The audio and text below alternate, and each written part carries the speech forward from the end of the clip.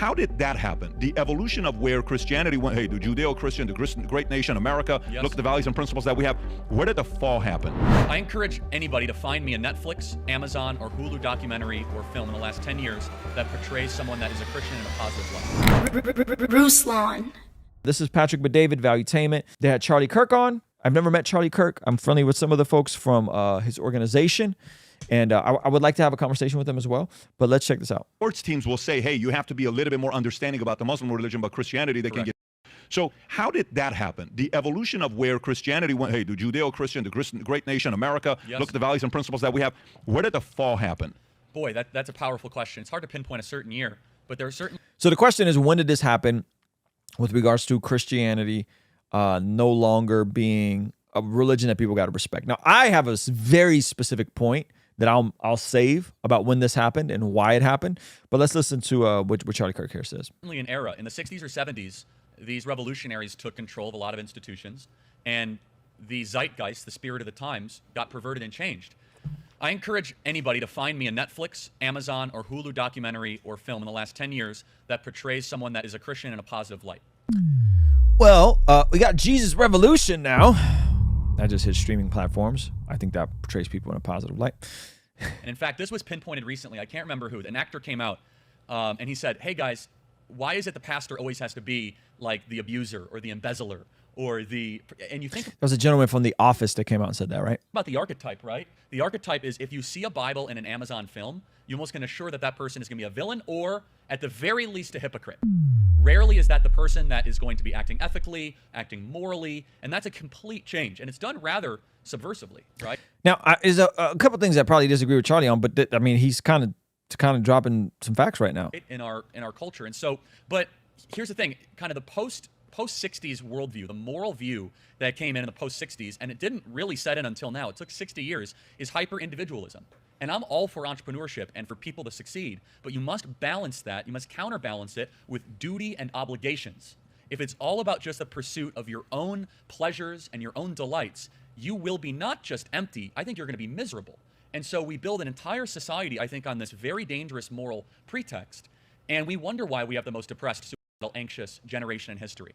I totally sympathize with every accusation of American Christianity that you could imagine. They could be hypocritical, their churches are too big, they don't give enough to the poor. I think some of that is a little silly, but it is a fact.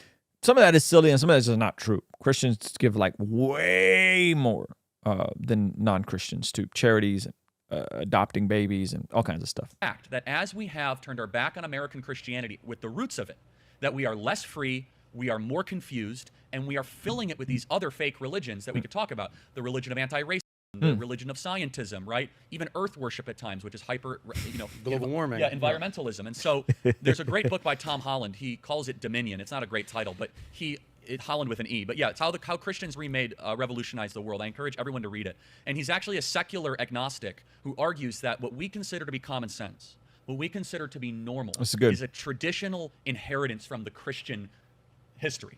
And you might not like Christianity, you might not believe Jesus is the king of the world, I do. But you should at least accept that if you remove Christianity as the bedrock of your civilization, be careful what you fill it with, because currently we're filling it with garbage. Yeah, so a couple things based on what you just said. One, I saw Andrew Schultz the other day. You know Andrew Schultz, the comedian. I don't know if you're familiar with Andrew Schultz. Yeah, he's to me, I think he's one of the most talented comedians. I can watch his clips on replay, and the guy makes me laugh over and over again. There's only a couple guys that make me do that. I've probably seen his clips. I just might not. Shout out to Andrew Schultz, man. I really appreciate, one, some of his takes, even though they're vulgar. Don't come for me in the comments. And I appreciate him being open about wanting to go to church and, going to church, enjoying church, faith. I think those are good things. You know who he is? Yeah. He's incredible. Cool. He said the other day he went to church. Yeah, he's great. And he says he went to church the other day. He says in the first 3 minutes of being in church, he started crying. That's not his brand at all. Wow. Andrew Schultz's brand is not to say wasn't a that. joke? No, this was not a joke. He was being serious about it, right? Now, if you go to the Justin Bieber story, and we can go to Hillsdale, not Hillsdale, but Hillsong and all that stuff. I saw that firsthand. I saw a lot of it. Yeah, so a lot of that, the challenge then becomes also to say sometimes, it's overly judgmental on who's going to be the Christian to help bring the brand and, bring others towards it. There's a challenge with that as well. But, for me, I saw Wall Street Journal's article recently came out with values. I'm sure you saw that as well. Yeah, the collapse of the American values. Patriotism, community involvement, having children, and going to church have just descended in meaning. But money is up. Money is up. Yeah. And that's that hyper hyper-individualism. That's what you were talking And about. Yeah. again, I am a capitalist. I think that markets work, but they must be in harmony with other duties that make the money meaningful. Otherwise, it's just nothing more than pleasure or things that will erode in dust. So it must point towards something. You must aim high. That was the Western ideal, right? Hey, you want to see something crazy? 67% of the people who watch this channel are not subscribed. Do me a quick favor, make sure you hit that subscribe button so you stay up to date on all the videos here on the Blessed God Studios channel. A lot of people who are Christians will go and they'll go in a community that's safe and they'll talk to one another where it's a safe place. Whereas Muslims will go out there and they'll baptize and they'll convert. Where, you know, if you look at the two and you'll say, well, one is quiet about it, the other one's being bold about it. One is advertising why he is, the other one is not. But at the same time, the media will defend Muslim, but the media will not defend Christianity. The media. So he says the media will defend Islam and not Christianity. Okay, I'm going to tell you guys why I think that is here in a second. Sports teams will say, hey, you have to be a little bit more understanding about the Muslim religion, but Christianity, they can get shots. So how did that happen? The media. He said the media will. Okay, so here's what I know to be true. I remember the shift happened, and whether good or bad, I remember the shift happened around the time of 9/11. I remember there was kids at my school who weren't even practicing, but they definitely were being treated different because of 9/11.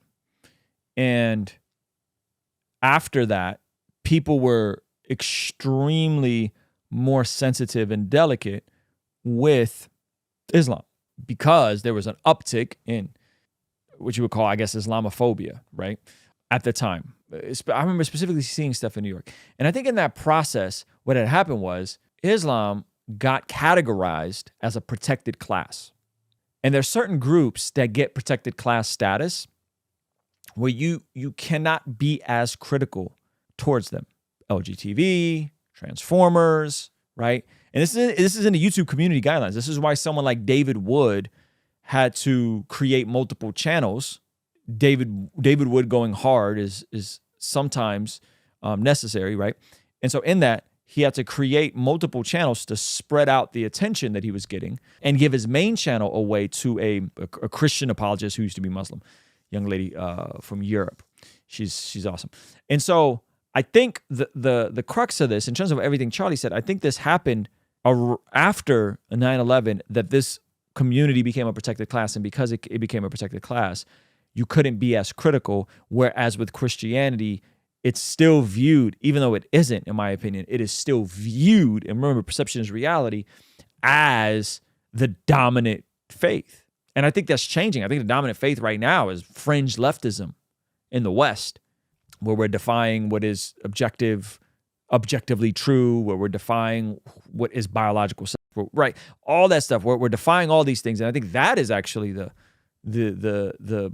dominant view. I think Christianity has become, like, actual biblical worldview Christianity is becoming less and less. And Jaden, yeah, you're right. The overlap between leftism and New Ageism is there for sure. It's a lot of the I'm spiritual but not religious. I want the idea of being spiritual and having a spirituality, but I don't want any of the accountability. It's my truth versus the truth.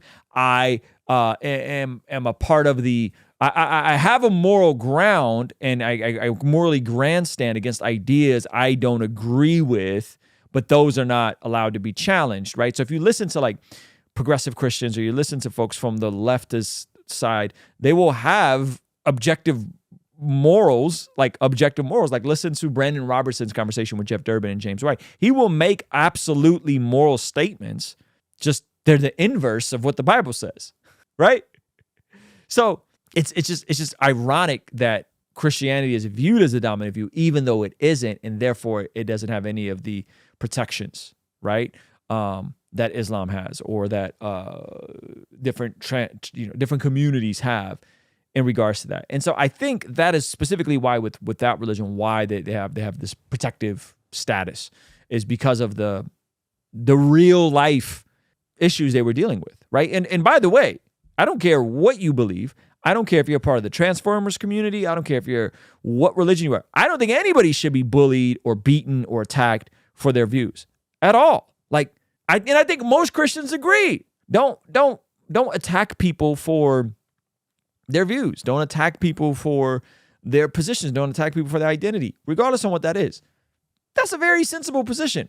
I think when groups who are marginalized get attacked, they will tend to overcorrect. And when they gain a little bit of power, they will weaponize it against the folks that attacked them once upon a time. I think that's what happens. And I think it's unfortunate. The hard part is if you don't have Jesus, I'm not saying it's right, I'm saying I understand. The hard part is when you don't have Jesus and then you get a little power, what do you want to do? You want to poke your chest out. So there was people that were brutalized in the name of Jesus by people who I don't think were Christians. And then the people who were brutalized now got a little bit of power, got a little influence, got a little clout. What you think they're going to do? They're going to stick their chest out. They're going, right? Not saying it's right, but I'm saying I understand how these things happen. So what is the point? I think the point is for us as Christians, we got to be living out this gospel. We got to be living out this love your enemies aspect. We got to be, right? We have to live this out in a way where people may disagree with the Messiah we worship, but our daily lives are at least consistent and congruent with the things we profess. If we profess that we're born again, if we profess that we're to love our neighbor as ourselves, if we profess that Jesus is the way, the truth, and life, if we profess that we are to care for the least of these, if we are profess, at least if our lives line up, then you can not be dismissed as a hypocrite and say, well, you know what? I don't agree about their God, and I don't agree their views on Christian sex ethic and all these things, but I respect that they're at least consistent. I respect, because what is the worst thing you can be in the eyes of a non-believer? A hypocrite. When they could point to an area of your life and say, yeah, you claim this, but you live this way. That's a bad look, man. Right? So I think we need to make sure that we're being consistent and cohesive and in line with the things we proclaim to be, or what are we doing? Right? What are we doing? Hey, this clip is from our daily after party stream. If you enjoyed it, consider signing up for our Patreon community for only $5 a month, where you get access to the replays of our daily after party streams, as well as the uncut extended versions of our podcast, Discord access that's private, and a discount code for our merch store, only $5 a month. And ultimately, it's the best way to help us contextualize the gospel of Jesus using media, podcasting, and of course, YouTube. The link for that is in the description or in the pinned comment. The perks are amazing. You should get on there. It's only $5 a month. I'll see you over there, all right? Peace.